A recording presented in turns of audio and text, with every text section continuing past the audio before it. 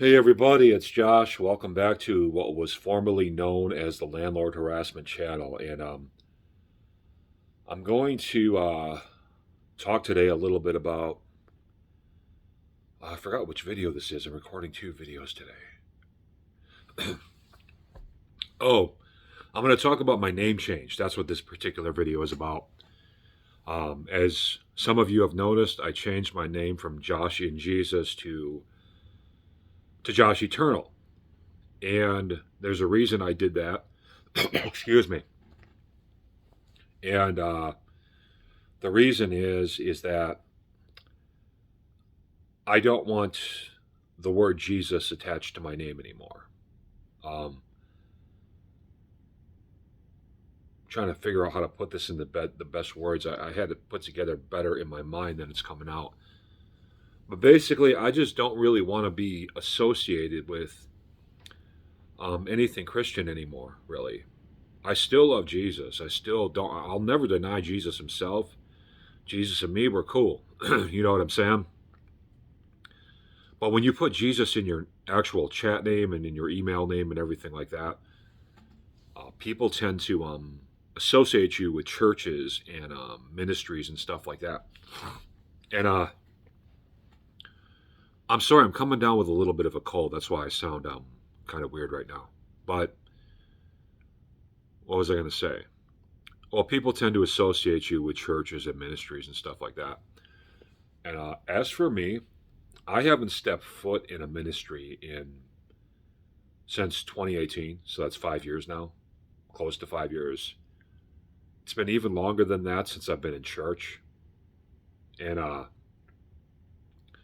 I got no interest in going back to either. I lost respect for Christianity as a whole a long time ago. I've made other videos about that, but the final straw that really made me want to get like just the word Jesus out of my name, out of like my chat name, the whole Josh and Jesus thing, and made me want to change up all my emails and everything is because this whole Haverkamp situation, actually, that's kind of what did it. As you guys know, I got evicted for really no good reason from Haverkamp Properties just because I stood up for my right to peace and quiet in my own house. And their Haverkamp's employees straight up lied and deceived on the stand, and there's just a lot of things there. And I mean, most of Haverkamp's upper management are dedicated Christians. As a matter of fact, most of them are actually on the elder team over at Cornerstone Church. So, if I ever did have even, like I said, I haven't been to a church or a ministry in about 5 years. If I ever did have a smidgen of the respect for Christianity left somewhere inside of me, that killed whatever little bit was left, if there was anything left. Uh, so I just no longer want to be associated. And here's the thing with Haverkamp Properties, as far as with them lying on the stand about me and putting me through all this and everything like that, even though I've been a good tenant, and with them being supposedly good Christian people and all that, it's not that it surprised me that they acted in this manner. It's the fact that it doesn't surprise me at all that they acted in this manner. I've been around enough Christians, enough churches, enough church leaders to know that church people, and especially some church leaders, are some of the most vicious and ruthless people that I have ever met in my life and that you will ever meet in your life. And by the way, this is coming from a guy who ran the streets of Milwaukee. I have hung out with hardcore Milwaukee gangbangers. I have friends who've shot like 5 different people in the midst of gang wars and stuff. And I can tell you that even gangbangers have a better set of morals than most church leaders. Gangbangers have better morals and ethics than most church leaders. It really is true, no matter how violent they might be when they feel crossed or whatever.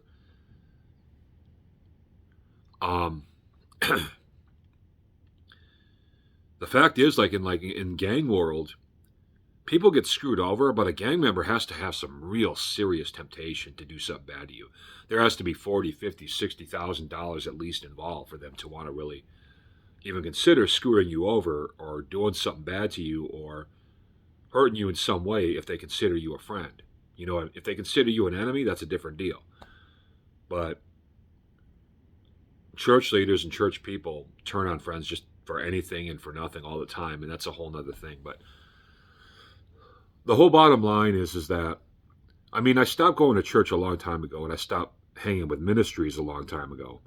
So Haverkamp Properties isn't the reason that I walked away from the church world. But I think they just put the final nail in the coffin as far as me wanting to be associated with Christianity or anything related to Christianity. You know, if there wasn't a final nail, if there was a final nail left to be nailed, they put that nail in there for me through with this eviction hearing and all that. So, and again, I want to say this so you guys understand. It's not that I was shocked by their behavior. It's the fact that I wasn't shocked by their behavior. You see what I'm saying? If you got a deep enough brain, you can understand what I'm talking about. So anyway, that's why I changed my name. I just realized I just no longer want any association with churches, ministries, anything like that. Now, taking Jesus out of my name, again, it's not a problem with Jesus himself. It really is not a problem with Jesus himself.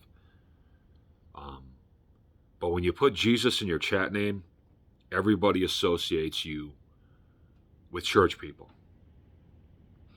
And I don't want to be associated with that stuff anymore. You know, the funny thing is, as I've sat here and made other videos complaining about the left and the liberals and everything, but the church people, for the most part, are just like the liberals. They're just like the left. They might disagree on their political opinions about stuff, but they have basically the same mentality. You know, they would be the left if they shared the left's political opinions.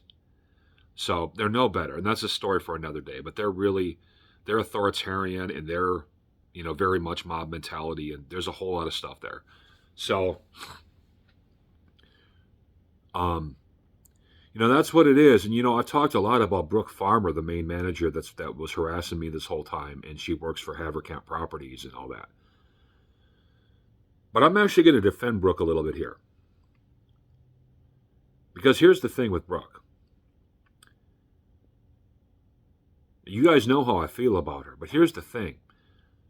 I can at least give Brooke a modicum of respect, a little bit of respect, that I will not give to Haverkamp's upper management. Because at least Brooke doesn't pretend to be somebody she's not. I've always known where I stood with Brooke. You know what I'm saying? Brooke doesn't pretend to be, you know, I come in the love of Jesus and then turn around and do this sort of stuff. So if I had to be stuck on an island with somebody, if anybody from Haverkamp Properties, let's say that God came down from the sky and he said, listen, you have to spend a month on an island with somebody from Haverkamp Properties. It can either be Brooke or it can be one of the upper management people. I would actually rather spend it with Brooke because I know where Brooke's coming from. She's not going to hide that. If I spend it with Todd Westenberg or Brent Haverkamp or something, they're going to put on a friendly face while actually being a piece of garbage inside. As to our Brooke, she already shows me she's a piece of garbage, so I know what I'm dealing with, and I can be like, okay, you go to that side of the island, I'll stay on this side of the island. Let's steer clear of each other, right? So with Brooke, I'd already be knowing that there's no alliances to be had or nothing like that, so I could just let her do her own thing on her side of the island, and I do mine on my side of the island. You know? But that's what Christians are, mainly. They are people who pretend to be people that they are not. And again, they're some of the most vicious and ruthless people. I've had friends that are gangbangers. I have friends that are outlaw bikers. I got friends that are in every kind of criminal activity you can imagine. And very few of them are as ruthless in their actual minds and hearts as Christians are.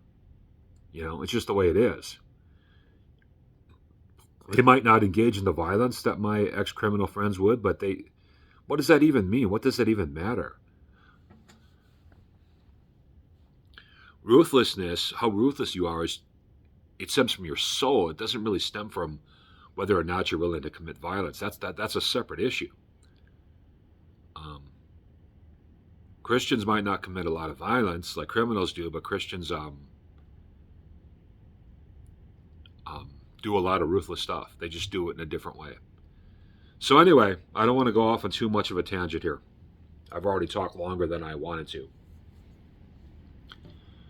But the fact is that I'm taking the Jesus out of my name, as far as like my identifying marks, as far as my emails and my everything else. So I'm no longer Josh and Jesus, and I will probably not have Jesus' name attached to any of my internet identifiers again. You know what I'm saying? And again, I want to make it clear, that's not to separate me from Jesus himself. I will never deny Jesus himself. That's to separate me from the church crowd, which Haverkamp Properties proved to me once again, showed me once again why I separated myself from the church crowd so long ago. So that's that. That's all I got to say about that. See you guys later.